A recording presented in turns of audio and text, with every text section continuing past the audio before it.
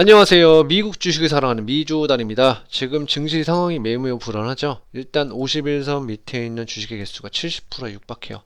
그만큼 시장 상황이 불안하다는 걸 보여주고, 특히나 200일선까지 지금 무너지고 있어요. 200일선이 무너진다는 거는 시장 자체가 무너질 수도 있다라는 시그널을 보여주기 때문에 여러분들이 핀비즈닷컴에서 이거를 먼저 확인하는 거를 권해드려요.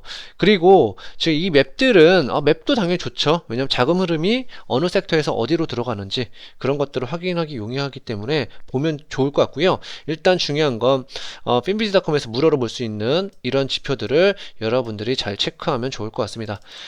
일단 가장 큰 이슈부터 볼게요. 예, 기사 내용을 보면 내일 굵직굵직한 일이 많습니다. 그래서 여러분들이 잘 체크를 해주셔야 될 것 같은데요. 일단 내일 헝다그룹의 큰 고비가 있죠. 일부 채권에 대한 이자를 예정대로 지급을 해준다라고 발표를 했지만 그 금액만 1,500억이 넘어요.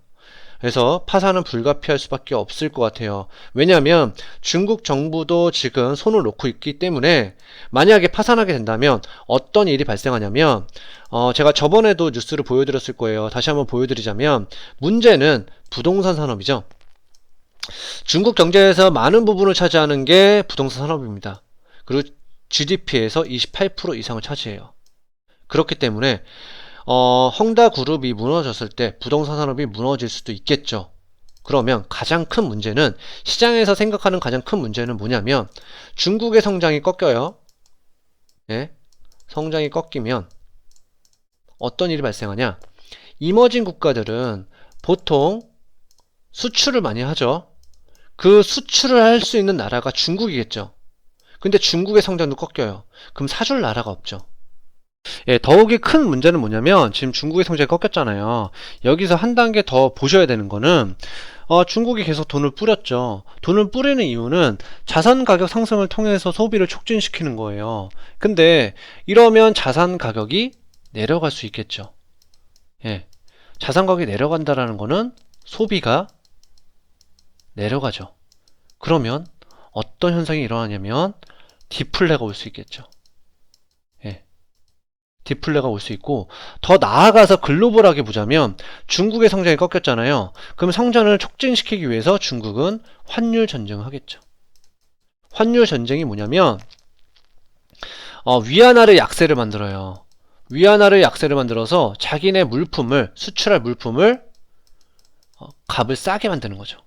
그러면 이머징 국가들은 경쟁력이 없겠죠. 그러면 중국의 성장도 꺾이고 이머징 국가도 성장이 꺾이고, 그럼 전반적으로 글로벌 시장이 안 좋아질 수 있다는 거죠. 그런데 지금 마켓은 어떻게 보고 있냐면 지금 채권 수익률을 보면 안정적이죠. 내려가고 있죠. 그러니까 보통의 경우 헝다그룹이 망하게 된다면 외국에 있는 투자자들이, 중국에 있는 외국 투자자들은 채권 팔고 주식 팔면 채권 금리가 튀겠죠. 그쵸? 근데 채권 금리가 튀지 않고 있어요. 또한 환율을 볼게요. 환율도 마찬가지예요. 지금 달러 대비 위안화 그래프를 가져왔어요. 아까 전처럼 그 예를 들어서 설명을 드리자면, 만약에 헝다그룹을 망하게 했을 때 어떤 일이 발생하냐면 외국에 있는 중국 투자자들이 위안화를 팔고 달러를 사겠죠. 그러면 위안화는 약세가 돼야 돼요. 근데 지금 위안화는 어떻죠? 내려간다라는 거는 강세죠. 예. 다시 한번 기본적인 걸 설명을 드리자면 지금 달러 대비 위안화가 내려간다는 소리는 달러는 약세고 위안화는 강세다. 그렇게 읽어주시면 될 것 같아요. 그러면 지금 위안화가 강세라는 뜻은 환율 시장도 지금 추후를 지켜본다라는 의미겠죠. 그래서 좀 더 지켜봐야 될 것 같고요. 그래서 지금 중국의 성장이 꺾이고 있어요. 근데 여기서 지준율 인하를 해준다고 했는데 과중기 조절을 한다고 했죠. 예, 긴 호흡으로 긴축을 하되 숨통을 트이게 해준다고 했는데 지금 지준율 인하에 대해서 조만간 나오지 않을까 생각을 하고 있습니다. 그래서 좀 더 중국의 스탠스는 지켜볼 필요가 있다라고 생각이 들고요. 그 다음에 제가 FOMC를 빼놓을 수 없죠. 한국 시간으로 새벽 4시에 있죠. 미국 시간으로는 오후 2시에 있습니다.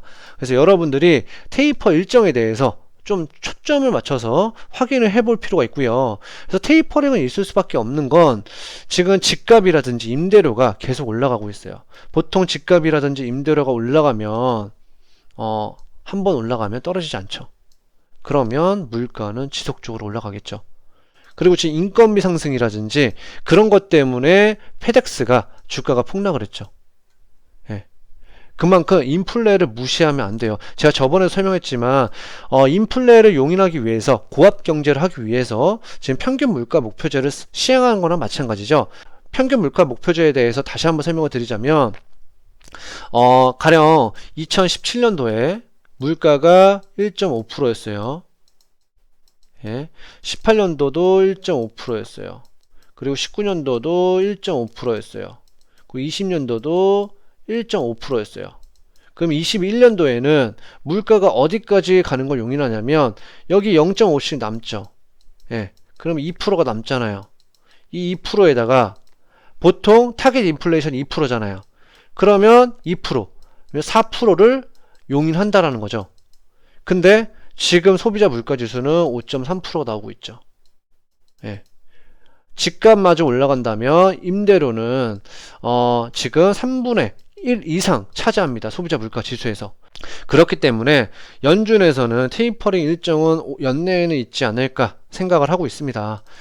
그래서 지금 스마트머니, 덤머니만 봐도 지금 덤머니 같은 경우는 어떻게 생각하고 있냐면 지금 비관적으로 생각을 하고 있어요. 지금 스마트머니는 지금 중립적으로 생각하고 있고 보통 이럴 때는 초과 수익률이 마이너스 1.4%입니다.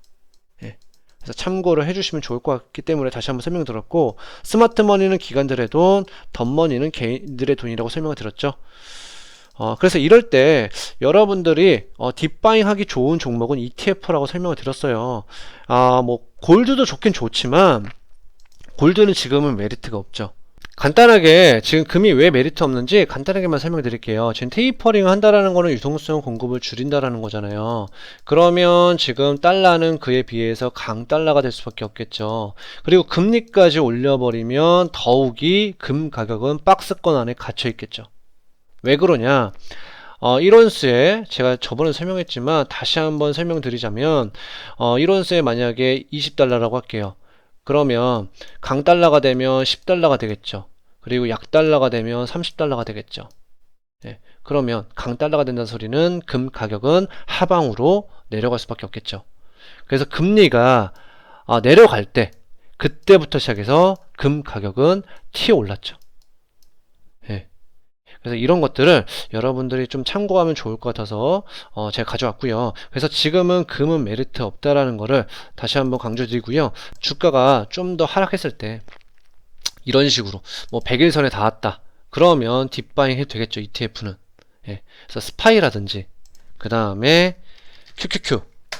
예. 이거 두 개는 일단 시장 지수는 가져가는 게 어떤가.